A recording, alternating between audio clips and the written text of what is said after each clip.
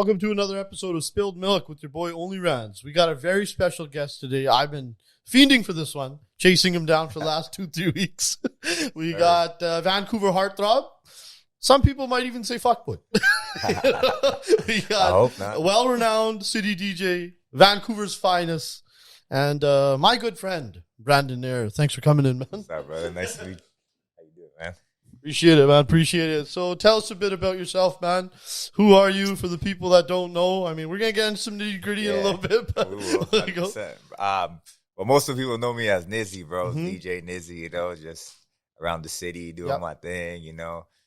Some people know me as a Coach Brandon. Okay. Kids, you know, their parents and stuff like that, working in the community. Some people know me as their trainer, you know, and some people just know me as the guy who sells them dog food, bro. Oh, yeah. So you actually just mentioned that before. So you started selling dog food now, raw dog food. Straight up, bro. So, like, what kind of dog do you have? I have a Cane Corso. Okay. But people say big King dog. Corso, but it's actually Cane Corso. It's Cane Corso? Italian. Yeah, that's why I was like, what the hell is this guy it's a big talking boy, about? How big is that dog? It's like, there's he's these big massive, bodies, bro. right? He's like, if I stand up, he's like up to my hips. And Yeah. He's like 200 pounds. Wow. He's a big boy. So he helps me market a lot. Yeah, he's like absolutely. my boy, you know? In terms of the raw dog food, like, is it still like kind of freeze dried at all, or do you just like drop off these like packs? Like, how does it so work? basically we have like a pack that we drop off, like a 30-pound box. And then if you want it packaged, it's obviously a separate rate. Yeah. But what we do is if you just want it like just like that, you can package it yourself and just drop off you the box and just do your thing with the 30 pounds, however you want to package it. So I got this little Pomeranian. He's like this. He's a fat little shit. Yeah.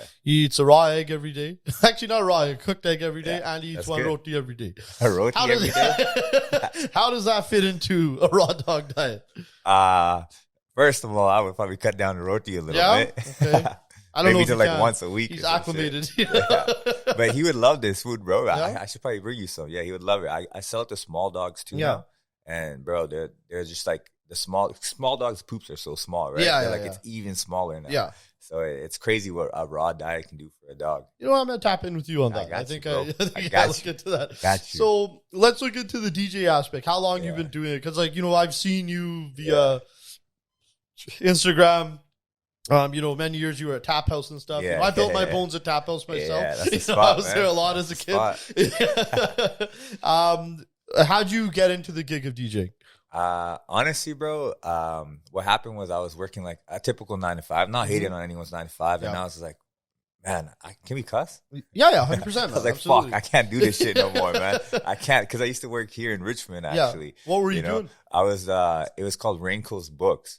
So what I was doing was, bro, so boring. Just stacking books, de-stickering them. Like if a company doesn't want them and they have a price tag on them, we got to take the price tag off and then clean it up and then try to sell it to the next company type of thing. And how long ago was this? This was like 2014, bro. Like wow. 10 years ago. 10 years ago. Yeah, and I was like, at that time, I didn't really have my license either, so I would have to bus and then take the SkyTrain and then bus and then walk. Okay. And I was like, man, fuck this. I can't do this shit no more. So I just called in one day. I was like, listen, I'm not coming in. I'm so sorry, but I just can't handle this no more. Like, it's just too much on me, you know? And then trying to fit that in with everything else that I did was just way too much because it's a 9 to 5. So you got to be up at like 7 and do all this. By the time you get home, it's like 6:30. I'm like, fuck. Oh, I feel you. Yeah. I mean, I kind of have a similar story in terms of, well, I mean, I'm still a 9 to 5er technically. I got my real shit going on the on side, but I have a similar story of not showing up at UPS.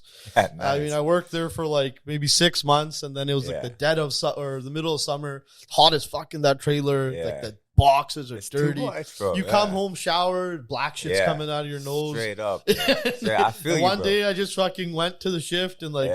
It was a super busy day. Within 30 minutes, I'm like, fuck this. I got out of the trailer and just walked out, and that was the end of it. That was the same thing with me, bro. And then, because back in the day, party buses were sick. I don't know if you remember, like that 2009 to basically 2012, like party buses was the only thing you could do as a high school kid. Yeah, I graduated in 2009 from high school. So you probably know that era. Party buses were the shit, and house parties. So people used to always tell us, and me and my boy King, to make CDs for them. Okay. So we would always make CDs, you know, go on LimeWire, download all that shit, and then just make like mixtapes in a way, just like party songs and all that stuff.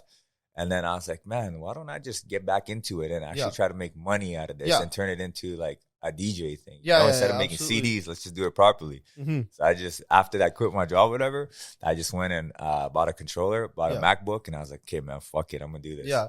And what was the process like kind of breaking in? Because I got a super fun story about how I had my first DJ gig. Went terrible. I'll tell you after. How'd you break into the thing? Did you already know people that were kind of in the mix? Kind of, bro. I kind of did because we used to go out a lot. Obviously, when you're young, 19, 20, 21, you know, you just go out in the city and you get to know people. So I built a couple of relationships with people, but honestly, I didn't build it with the right people, like the promoters and the DJs and the owners and all that. Yeah. So it was just word of mouth, bro. Word of mouth. And then just Instagram, networking and all that, shooting people DMs.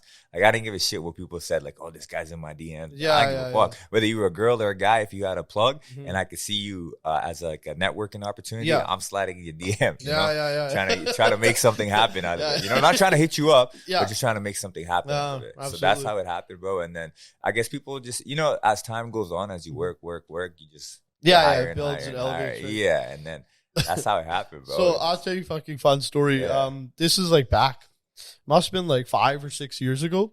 I was I don't know, for some reason I just had in my head I wanted to DJ, and like I was like, you know, if I play the tracks, I'm gonna get the crowd going crazy. I just had this image in my head. So I would go to Studio nightclub all the time. And I was just hounding this one promoter. I'm like, dude, like I DJ. I was like, give me a slot. I don't care if it's Tuesday, Wednesday, Thursday. Give me a slot. I don't know how to DJ. I downloaded this program that kind of auto blends into shit. It would have been pretty bad, but like for some reason, I'm still not understanding the technical aspect of it. So I'm like, no, all good. It's going to be fine. People are drinking. No one's going to notice the fades or the blends. It's going to be fine. Out of nowhere, this guy like probably a month and a half down the road, he gives me a call. He's like, yo, man, today's your opportunity. And it's a Friday night. And back then, Friday nights, the studio was sick.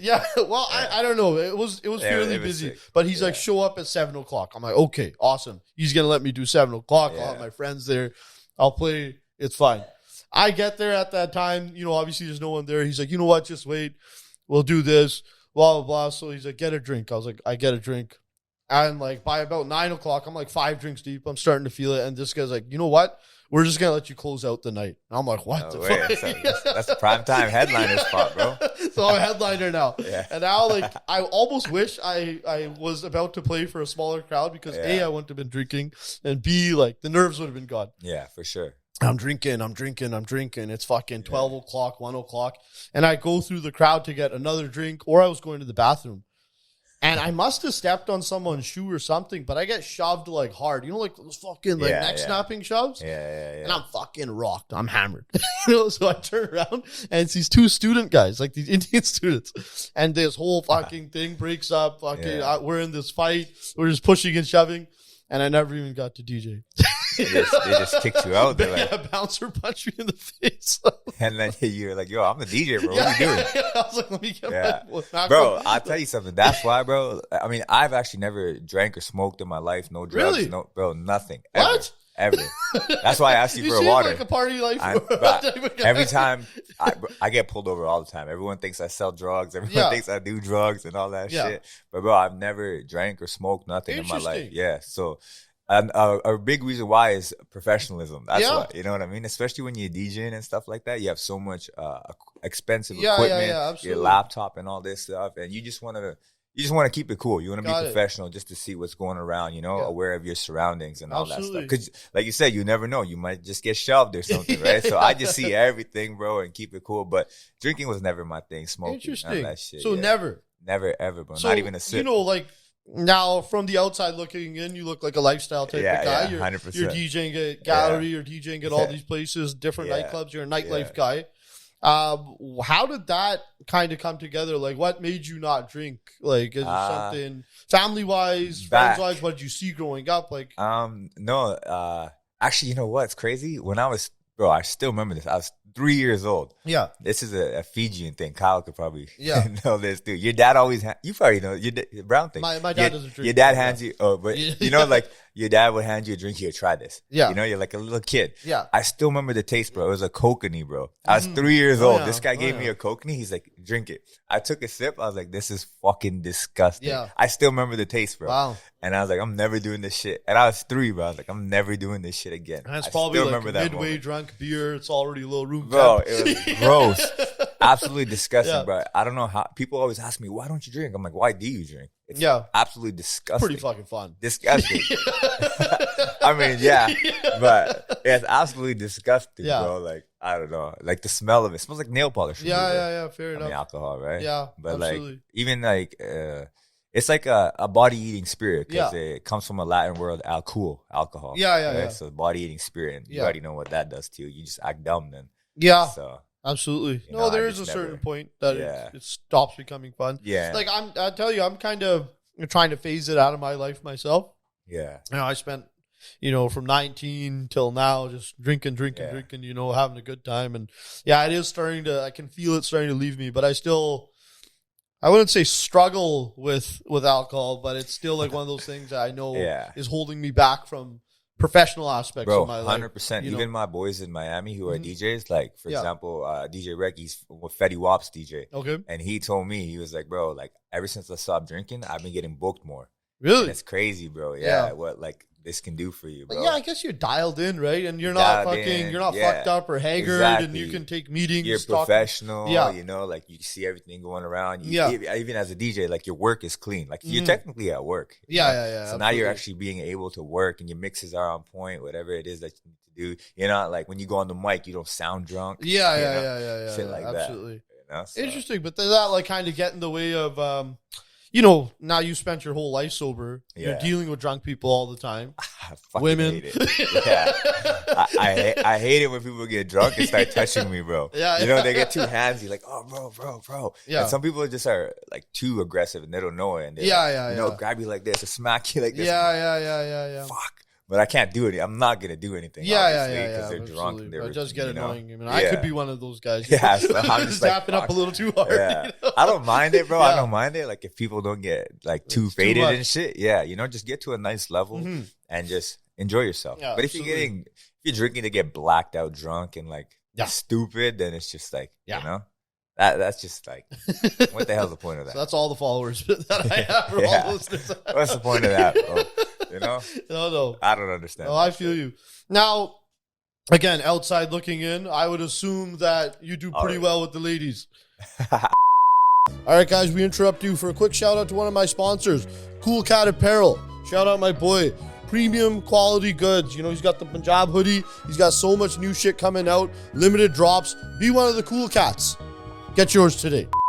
All right, guys, I want to thank you for listening. If you made it this far, please subscribe, like, comment, share, tell all your friends. This is the hottest podcast, and it helps the channel a lot, so I appreciate it. Carry on. So let's talk about the young ranks. You know, were you always good with women, or did this come like after? High school and shit. You get pussy? Honestly, bro, like I never approach women. I never really talk. I'm straight, but I never really talk to women like that. Okay. You know, I've never really You're the prize. been that. Yes, straight up, bro. High value man. Yeah. I never really cared about all that shit. You know, I really don't. Like, Yeah. if a girl comes up to me, she chats it up, whatever, bro. But I mostly do it for like networking reasons. Yeah, you know, yeah. like now if I know this girl and that girl and that girl, and Yeah. and she has like 3 or 4 friends, she has 3 or 4, and now it makes me look good in front of the club owners and stuff. Yeah, now yeah, I got yeah, absolutely. girls coming in on my guest list, especially if they're good looking. Yeah. It looks even better. So you're almost You a know? pimp. Basically, bro. Basically, bro. So Basically. you use women to get what you want. Okay. Use them, get my money. Yeah. No, fair 100%. enough. So like,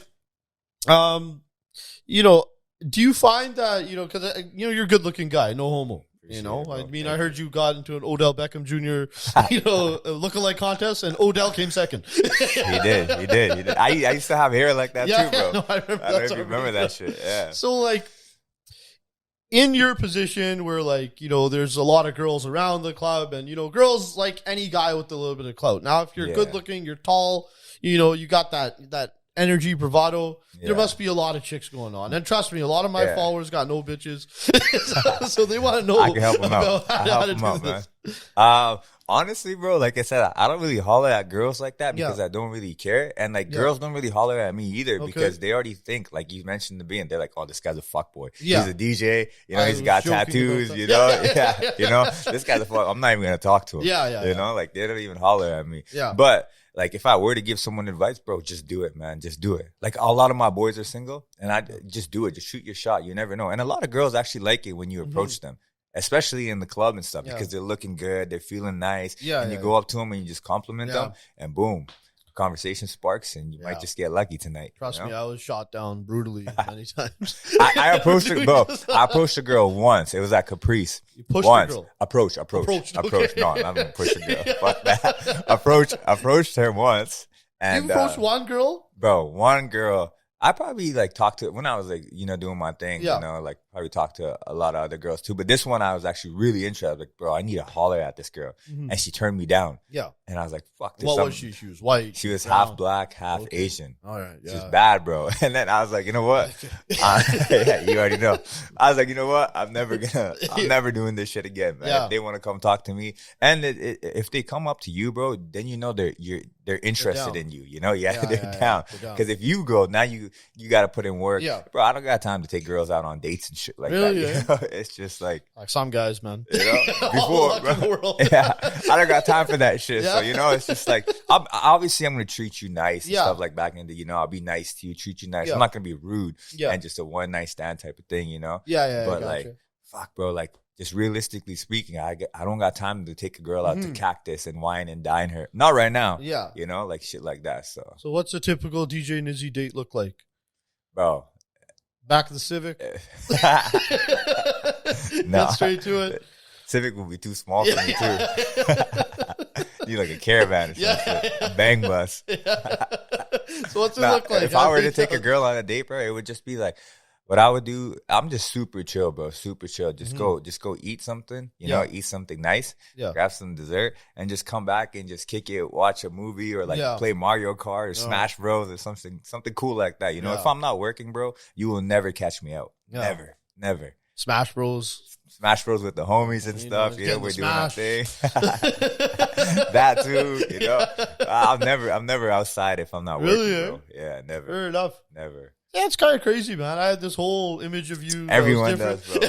Everyone does. But that, you know, the craziest thing is that's with everyone almost, right? Yeah. People think if they don't actually know you personally, like they just have a completely different idea than who people actually are. And we know this as human beings, but we still convey that or project whatever the hell we think we got in our head. Bro. Even though we know everyone's got so much more depth to them, right? I always get judged, and then when we have a conversation like this, or whoever's with, and they're like, bro, you're totally different. You're actually not this guy. Yeah. Like when I do my personal training stuff, like it's with like corporate people and stuff like that, and they're like, man, like you're not what you look like. You know, you're actually like completely the opposite. And I am, bro. Yeah. I know I got all this stuff, but obviously an image helps a lot to get booked. Of course. But like, bro, like I don't really care about all that shit that you see on the internet, you know? But you gotta uphold the image to get booked and look the part. You gotta look the part. You know, you can't be a fat personal trainer, basically like that. You know, you gotta be a fly DJ, I guess. Absolutely, you know? No, it does definitely come with the territory. You can't be like plain looking or anything. Yeah, because it's industry. I mean, right? You can.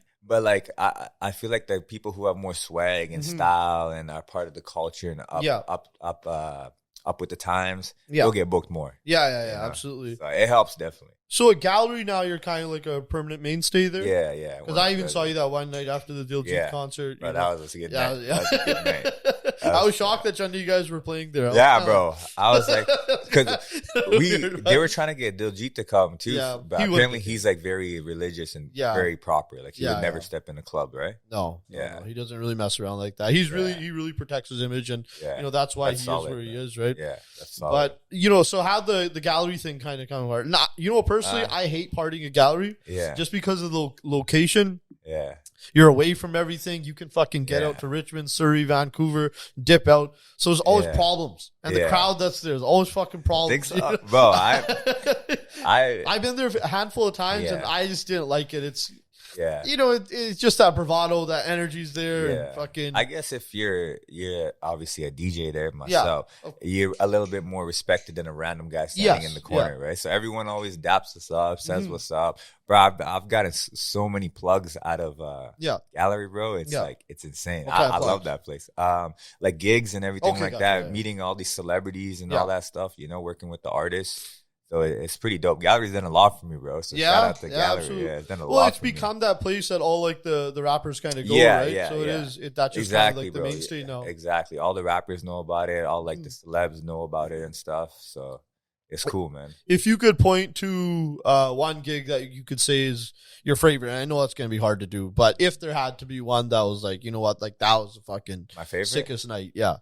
Probably the Amber Rose night, bro. Amber Rose night. Amber Rose. She was there. Yeah, she was there, bro. And I was with her almost the whole time. Is she as hot as she... She's beautiful. Yeah, she's actually really beautiful. And she's... What makes her more beautiful, bro, and what makes every woman more beautiful is their personality. Very nice. She was so nice, bro. So humble. Because I had to do like a twerk off with her type of thing, for the girls. So I was with her a lot and just chatting to her like, hey, what do you want to do now? What do you want to do now? Type of thing.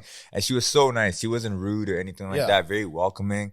And for a celebrity of that status, you know, and being that bad, you know, she was super humble, bro. Did you shoot your shot? Nah, hell no. No? But we do talk in the DMs though, but not like that. I'll wish her a happy birthday. Sending your dick pic every day. Nah, fuck that shit. I don't do that shit. But just saying like happy birthday and stuff, and she'll be like thanks and all that stuff. So we just like, it's just little things like that. It's not like we're talking to each other, but it's just like if I say happy birthday or like, hey, this is cool, and she'll actually reply. So it's pretty dope. It's pretty dope. But we don't follow each other. Yeah, gotcha. Because she's too cool for me. But yeah, everyone thought I did smash. Everyone thought really, bro. That's almost better, right? I should have just said yes because after the club, apparently she went back to Surrey or some shit like that. I don't know what happened, why she went there. So everyone thought it was me. Yeah, everyone thought it was me at the club. The next week I come back, everyone's like, "Bro, did you really do that?" I'm like, "Do what?" Like smash Amber Rose. I was like, nah, man, what the fuck? Oh, I should have just said yes, though, man. I should have just rolled on with that story. I would have fucking ran with that. Bro, everyone, bro, all the staff were like, bro, you're so lucky, you know? I was like, nah, bro, it wasn't me. I mean, it's just like an elevation thing, you know what I mean? Like, could you imagine, like, you smash Amber Rose? Like, there's no girl that's, like, not on the table. If I did, bro, I'd make locally anyway. I'd make an OnlyFans if I did. Yeah? And I would fucking sell that shit. Yeah. Like Ray J and Kim K. Oh, yeah. And blow up. No, that would be fucking if I did, I would. Okay, would you rather smash Amber Rose and nobody ever knew, or not smash her and everyone, you know, thought you did? Forget even Amber Rose. Let's talk about the hottest girl. Who's the hottest girl right now, in your opinion? Tyler. You know? She's pretty. She's pretty pretty. Yeah, she's pretty. So would you rather smash her and nobody knew? 100%. I think I'd rather not. Everyone thought I did. Well, if it brings you clout and people think you did, and you get a bunch of followers and you start making money and you're popping on the internet, then fuck yeah. Yeah. You know? Then I mean, and I got a girlfriend now too, so. Yeah, yeah, you can't do it. I gotta be pissed at well you. Behaved. She'd be pissed at you, man. Oh, well, you know, if fucking she thought I slammed Tyler, she'd be treating me a lot better, you know? You never know, man. It's competition now. The game's up, you know? All right, guys, we take a quick break to shout out one of my sponsors, Wolfco, who actually makes some of the most premium underwear that I've ever worn. I'm not just saying that. Like, they got the vented front here, you know, when your regions get a little bit hot, and they got the vented back here when your regions get a little bit hot. No more sweat, no more smell. This is some really, really good underwear. And as you can see by this picture, it makes your package look real nice too. Wolfco. What do you need as for a female partner? Whoever it is, just need to understand what I do. You know, okay. There's always, especially working at the gallery, bro. You've been there, you've seen it. You just need to trust me with my shit. You know, I'm not gonna. And a lot of these girls at the clubs, bro, they're not it.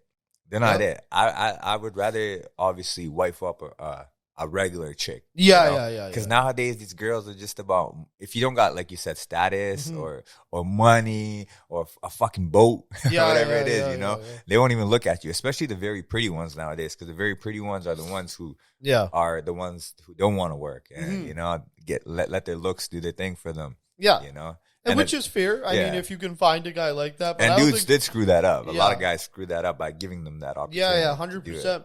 Thing is, those type of girls, I mean, I don't think, like, who really, like, wants that type of person forever? Yeah. You want them for a night. Yeah. Maybe a month, you know? Bro. Like, I'll buy you a Prada bag. That's it. Getting my dick sucked for like, you know, I would never once a week.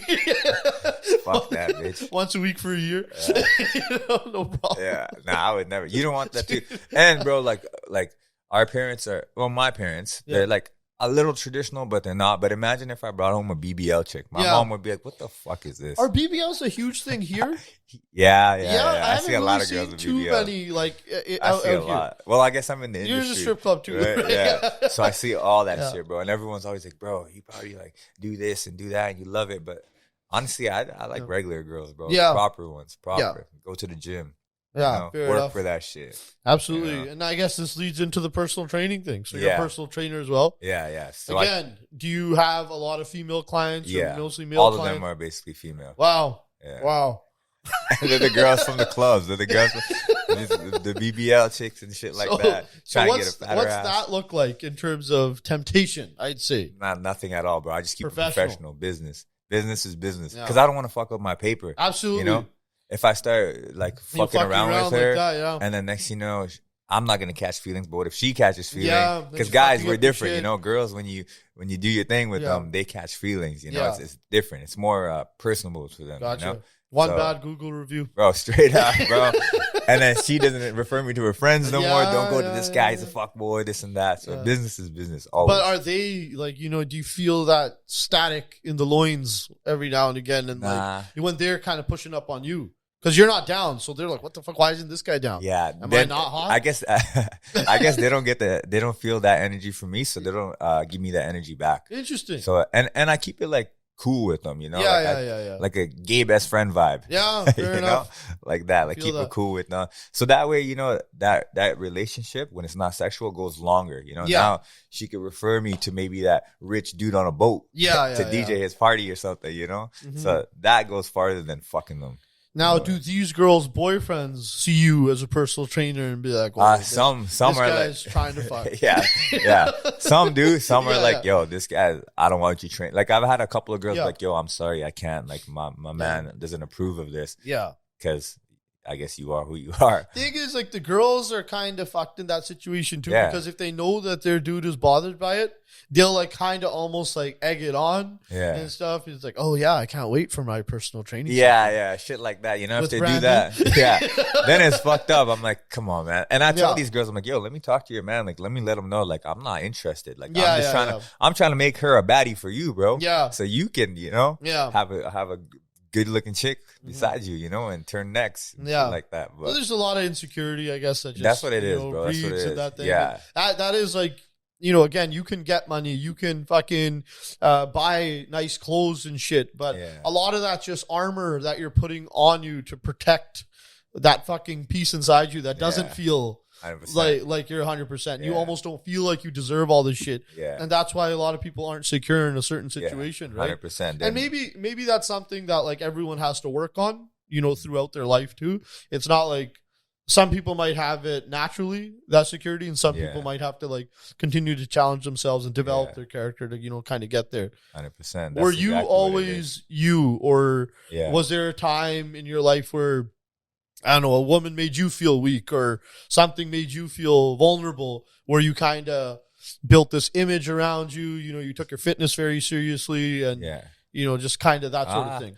Honestly, bro, I've always been like locked in. I don't really like, bro, mentally, I feel like I'm so strong mentally. Yeah. Like, not even just trying to gas myself up, but just mentally, bro, I don't let anything get to me. Nothing ever, you know, nothing really phases me like ever. Like you can, like, let me knock on some wood. I've never been in a fight in my life either. Really? Yeah, bro. I've never seem like the type of guy who like somebody would want to fight. I've trained a little bit with my cousin at like the UFC gym and stuff like that. So just for fitness and stuff, I could throw a little bit of hands, but I don't want to. You know, I don't want to. I don't want to fight. I always try to like be amicable about it. Yeah. You know, I just try to cool it down every time. But no one's ever stepped up to me like that either, because I don't, like I said, give that vibe out and the energy out. Yeah. You know, I'm always respectful to everybody, always cool with them. A couple of dudes obviously tried to like press me and shit, but then I just like, I'm like, bro, listen, man, like, I'm not here to fight. You know, if you want to do this shit, we can.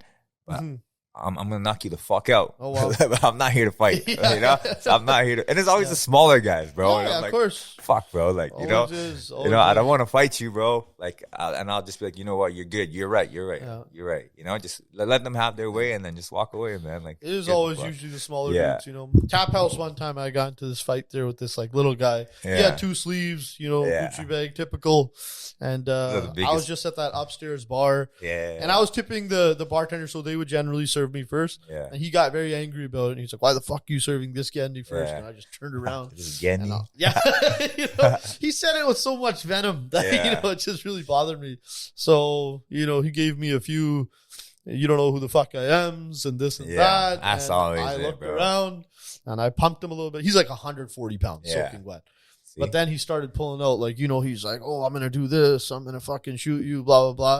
And I was like, yeah, fuck you, fuck you. Soon as I saw him leave the parking lot of Tap House, I got a cab right away. I was like, I'm not waiting for that guy to come back. Because you never know either, right? Yeah, bro, that's the thing. That's why I never training at the UFC gym, bro, like with my cousin, bro, you would see guys who you would never think know how to fight. And these guys look like, they're shit kickers, bro. Yeah. I was like, this guy walks into the gym, you know, and I'm like, oh, I could probably take this guy. Yeah, you know, I've been doing this shit for a little bit. Yeah. And then you see him throwing hands, I'm like, oh, fuck, bro. No, absolutely. This guy's unpredictable. So you never know who can do what to you. Not even fight, like what they have on them or whatever it is, 100%. Or what they hold on you, you know? Especially me.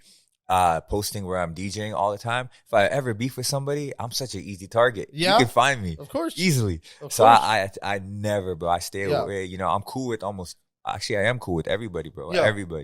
Everybody in the city that I know of. You know, like always respectful. Even like the people that come to all the clubs, you obviously know all the gangbangers, shit like that. They always in the club, you know. So cool with them. Keep it not just because of who they are, but just as a human. Yeah, absolutely. Just being cool with them, being humble with them. That good energy is always better. Good energy. You'd rather have more people feel positively about you than someone feeling negatively. The fighting shit is childish, bro. Childish. Even like when I'm playing soccer and shit, people will try to press, because I play a physical game. Yeah. So, you know, people will try to press me and shit. I'm like, listen, bro, like, I'm not here to do this, man. I'm just here to enjoy myself, bro. I got to wake up and go to work tomorrow. I'm not trying to go home with fucking broken bones and shit. You know? 3 weeks ago, I was at D6, and I should have never gone to D6. That was my mistake too. Yeah. But there's this crew of guys that we've had problems with for years. They're 10 years older than us, right? Yeah. They're in their mid 40s, and I got a punch to the back of the head when I wasn't looking. Luckily, no harm done. Fights a but lot, in bro. terms of the childishness of it, that's just like fucking 8 guys, and fucking, there's 2 of us, bro. That's another thing too, bro. Like you never know. Yeah. Like where you like, bro, I could be walking into Walmart and next thing you know, I see this guy. Yeah. And it's like, fuck, now I got to deal with this. I don't want to be always looking behind my back. So I just keep it cool and just respect everybody and anybody, from fucking humans to animals to fucking whatever, flowers, you know, whatever, any living thing. Just respect it. So, you know, as you kind of continue on, you said you're doing like a few different things. You coach kids for soccer. Yeah. You do the DJ thing, personal training, and the dog food as well, right? Yeah. So, yes, sir. I guess you're my age. Are you 91, 90? 94. 94. Oh, wow. So you're 3 years younger than me. I'm older than you. Fuck. Yeah. A DJ in your 30s, you know, I guess 30s is kind of still young in today's thing. But as this kind of continues on, like, do you see yourself DJing another 10 years, another 15 years? 100%, bro. Really? I know a lot of homies who are like older. Yeah. And they're still in the club, still doing it. Yeah. Obviously, I know it like we talked about before, the DJing thing is an image. So if you're an older DJ, people are like, what the hell is this old fart doing in the club? But I feel like if you like keep yourself fit, keep yourself looking good, healthy and all that stuff, stay and with the times and the music and all that, I feel like you can still rock it, bro. 100%. Still rock it. And you're not drinking or smoking, exactly, so that's going to keep you looking aging youthful slower. and looking good for a long time, right? Bro, exactly. You just got to look, like you said before, as long as you look the part, that's all that matters, bro. And just like any job, experience will come with it, and you get better and better and better. Yeah. You know. Speaking from, you know, you're at Gallery now, and I guess would you say your career is as good as it's ever been, or do you feel like it was better at a certain point, or this is? No, this has been the best year, bro. Like DJing internationally and like in Edmonton, Calgary as well, Seattle, Mexico. Just went on a Miami tour there and shit, bro. Yeah. So you know, like this has been the best year of my career, I would say. And you've been at the gig for a long, long time. Yeah, too, right? like almost 10 years. Almost 10 years. Yeah, Wow. almost. And it's been a steady incline, or did you have some ups and downs? And it's been, honestly, I've been blessed, bro. Steady incline, bro. Yeah. Steady incline. You know, it's just been blessed. And it all goes back to building good rapport with people. Keeping it cool with everybody, you know, not being a douchebag and being professional. And then people just want to book you because of shit like that. Would you ever want to kind of grow beyond Vancouver? Or 100%. like, you know, when you tag yourself as Vancouver's finest, you've attached yourself here now. You're stuck here. But like, would you like consider maybe moving to Miami or to like one of these places and like kind of going out there? Like what's the next step after this? I do want to, bro. I do want to go more international with the DJing thing, but I love Vancouver, bro. I love our city. Like, I would never move out of Vancouver. But I do want to build more plugs. Like, I just built a good plug in Miami with my boy DJ Nizzy out there. And then Seattle, I was just there last week, so I got that plug now. So hopefully more and more opportunities come out. Would love to take this shit global. Vegas is obviously a hot spot to beat, you know, Vegas. So I always had this idea of being a hype man, you know. Yeah, hype man's good too, bro. I know one hype man. Hype man. Yeah, from Rhode Island. I felt like because I used to fucking love dancing when I was like, you know, in my earlier years. Now, you know, the knees creak a little. I can't go as hard. But that was I swear to God, that was my gift. I could hype a crowd, right? And that's actually why I wanted to do the DJing thing before too, because like I thought I could just get the crowd going. No, that is a huge part of DJing. Being on the mic. A lot of DJs are not comfortable on the mic. And they can't speak and stuff like that on the mic. You know, they're like, nah, I don't want to go on the mic. But I'm cool with it, bro, because that sets you apart. And it makes your sets more hype. 100%, because now you can say, put your hand or whatever, all the single ladies or whatever the hell we say, you know. Put your drinks up, you know, shit. Girls like ever that. throwing bras at you? No, never. I'm not that popping yet, Guys man. ever throw fucking underwear at you? Nah, not the most to do is here, bro. Take a shot. Nah, bro, I'm good. I'm good with the Fiji water. Do guys hit on you? Guys don't hit on me, but like I'm not, like I said, I'm not trying to gas myself up. Someone ever offer you blowy? No, fuck that. Hell no. Fuck that shit, bro. Shout out to like a nice thing. Shout out to my gay people, but I don't fuck with that shit. Got a sick fucking set today? I've been fucking sick. Nah, bro, never. But dudes do come up to me and they say, bro, you're fit sick, or bro, we love your style, shit like that, you know? And then just like compliments. Yeah. But it's never like no gay shit. Yeah, fair enough. Shocking, you know, because like being in the mix long enough, there's like, you know, you run into some characters here and there. Yeah. But honestly, bro, like I have some good friends who are gay and they're like homies, you know, and they're cool as fuck, bro. Gay guys are cool as shit, bro. Like 100%. Nice people, bro. Very cool. Especially the OG ones. Oh yeah. You know, the OG ones, like cool as fuck, bro. 100%. Cool people. I think like honestly, like growing up in high school, of course you have the thing, oh, that guy's gay, blah blah blah. Yeah. And like once you're out in the world, you really start understanding. You know, like exactly. But good people are good people, and cocksuckers are cocksuckers. Yeah, no pun intended. Nah, straight up, bro. Straight up. Some of that shit is just too much, you know. Obviously. Yeah. But like the people who keep it like cool, they're like just regular people, bro. Homies. So beyond that, you know, what's a typical day in your life look like? Shit, bro. So because it was Sunday, you said you were at gallery, up to 4 or 5 in the morning. So what usually happens, like a weekday, basically, like a regular day is like I have to get up at 4 because I got to be at work by like 5 a.m. to train the people, absolutely, or 5:15, whatever. So get up at like 4 o'clock, do my thing, you know, train, run a couple of classes, do some private sessions, whatever it is. By the time that's done, it's like 11, 12-ish after you clean up and stuff. And then got to fulfill some dog food orders. So I got to head out to the farm, you know. And is that more of a newer business? Yeah. The dog food thing is just another side hustle. Okay, you know, so I just said that. So we'll go out to the farm, get some boxes or whatever it is for some people that want it. If they want it packaged, then I take it home and then I start packaging right away. And then let's just say that takes up to like 2 o'clock, you know, like 2-3 hours of my day or maybe 2 hours. And then we hit the gym. You know, do our thing at the gym and then come home, eat whatever it is, try to create some content. I've been slacking on that, but, you know, try to create some shit. And then off to coaching, bro, from like 6 to 10. Do you like the content creation aspect? I love it, bro, but I get lazy. I get lazy. I think that everyone does. Absolutely. You get lazy with it, you know? If you have someone there just shooting for you and following you around, it's cool. Yeah. But doing it yourself, it's like 100%, man. It's hard. Just like anything, it's hard to find Absolutely. motivation to keep it going. Like steady. Even like the TikToks that I was making for a while, like, it might be like 30, 40 seconds, but people don't understand it takes fucking like 45 minutes of like deep work, bro. Or 30 minutes of deep work where you're actually trying to cut it in a certain way, add the captions, figuring out like the whole thing. Like that aspect of like focused work, like especially in these days, we don't have as much of that, right now because, you're always distracted with X, Y, and Z. And you got to do this thing, that thing, and the other thing. So there's a lot that goes into that sort of bro, mix, right? Content creation is hard, man. It's hard. Unless you're doing OnlyFans, then you just got to fuck. But even still, that's got to be hard too. You got to see the right angle. One of my boys is actually huge on OnlyFans. I met him in Miami and we became cool. Huh? What? So his cock's huge. Yeah. Well, he says it is.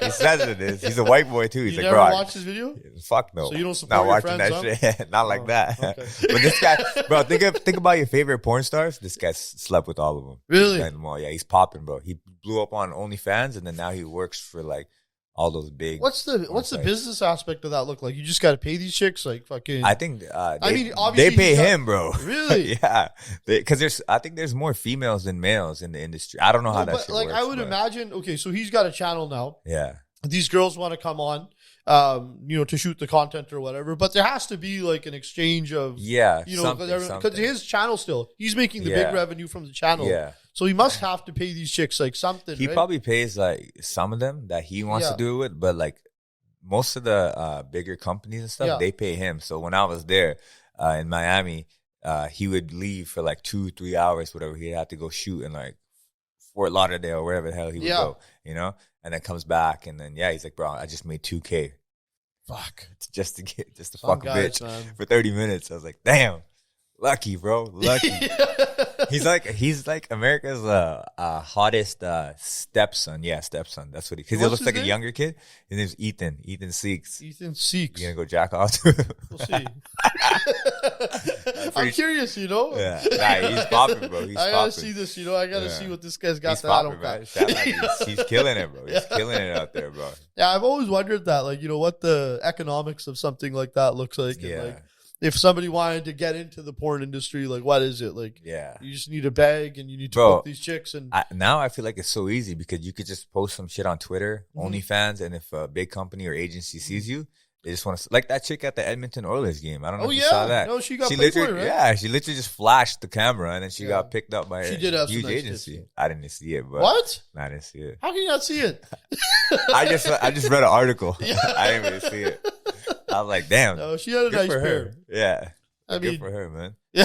Right? But that is actually how it goes. Like, I'm sure you've seen like the Hawk 2 thing, Yeah, that shit too. Yeah. And that chick, she started making merch now. She's making money. I saw that shit. On it fast, man. Yeah, I saw that shit. It's amazing, man. It's cracking. Yeah. Right. It's easy to blow. Not easy, but it's easy to blow up. It's hard to capture that lightning in the bottle and fucking follow it up and things like that. Because I've even had some viral moments where like I tried to really run at it, but like they did fizzle out a little bit. I had some too. Like Diljit shared my reel actually. Really? Yeah, Diljit shared my. So it was pretty dope. What was the reel?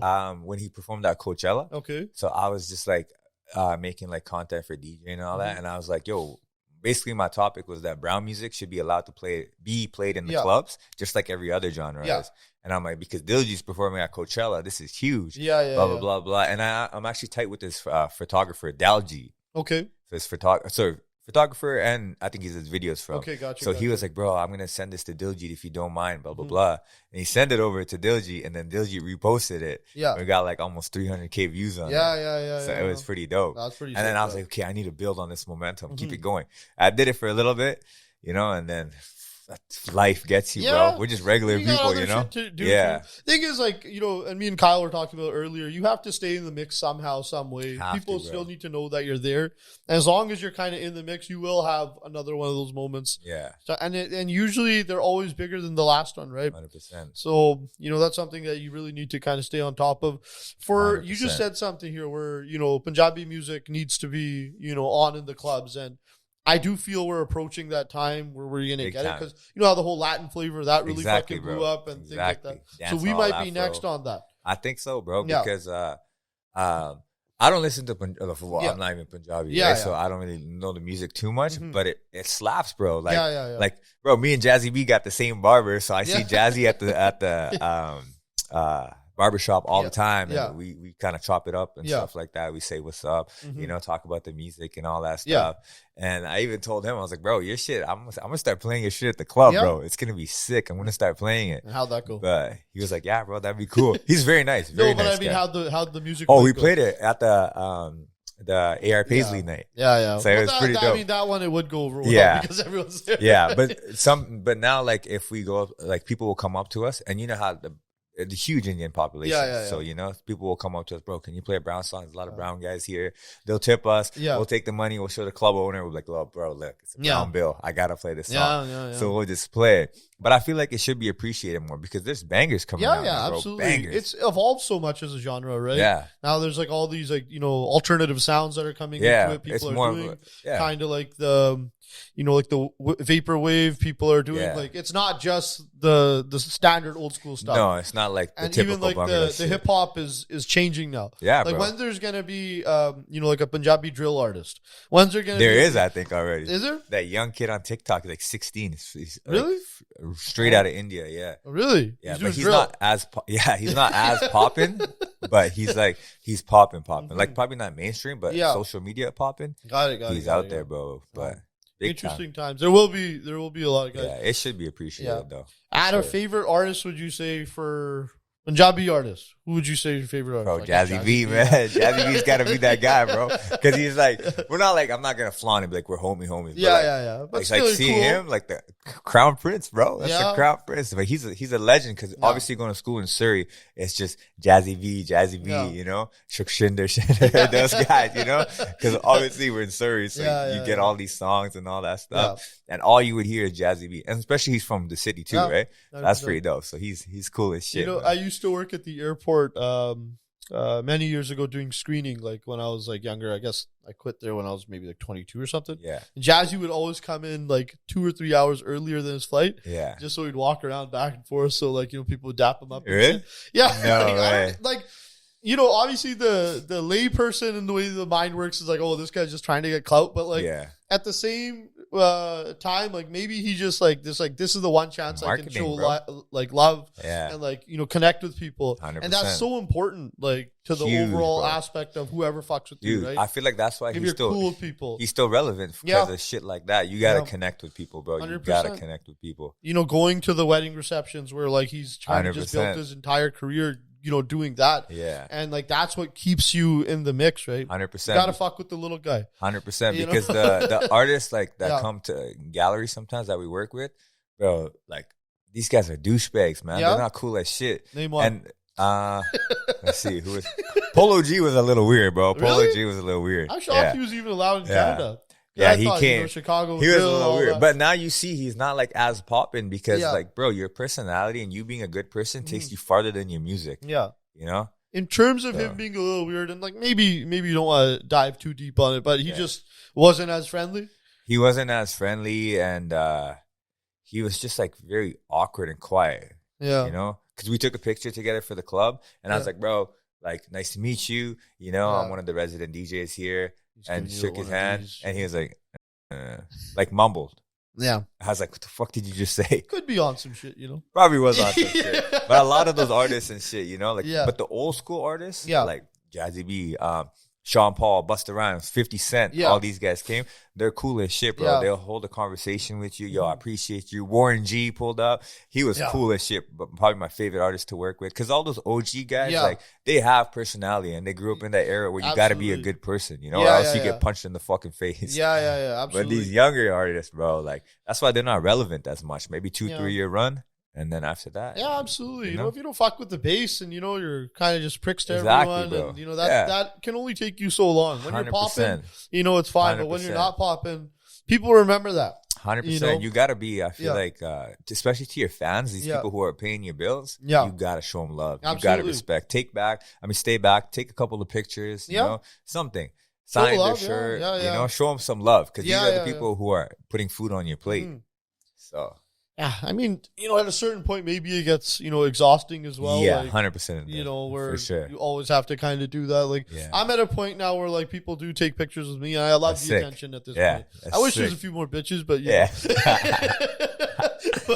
but mostly guys. So I'm at that point now. A lot of people are showing love, and I really am enjoying this aspect. Yeah. But maybe if it was like double or triple this, then it kind of gets a little bit. Bro, the Punjabi community is coming up, bro. You guys are gonna take over the world. No, it's coming up, bro. You guys are huge year. You guys are killing it, bro. Like with music, entertainment in general, bro. Killing it. So much respect and love, bro. It's taking off. That's why when a lot of people like say, "Oh, these brown guys, are fucking it up." It's not you guys. It's the dips that are fucking it up for everybody, because they're just in a new country. They don't know how shit works, whatever it is. But like guys like yourself, you guys are killing it, bro. Like you guys are like making moves, bro. It's sick, blowing up. Things have been pretty good, right? Man. And what I really like about you guys is your community is tight. Yeah. If you see one guy popping off, the other guy's gonna, come and support the other guy. Maybe yes and no. Maybe. I mean, from what I see, you guys work together. Like the AR Paisley, the Johnny night. All the influencers, you guys were all there together. It was so cool to see, bro. It was cool to see. Absolutely. And then like us, like Fijian people too, or like any other people. It's like absolutely, man. It's different. It's not the same. If you had to, I mean, Kyle, we're at what, like 50 minutes? 52? Yeah, I think we're pretty good here then.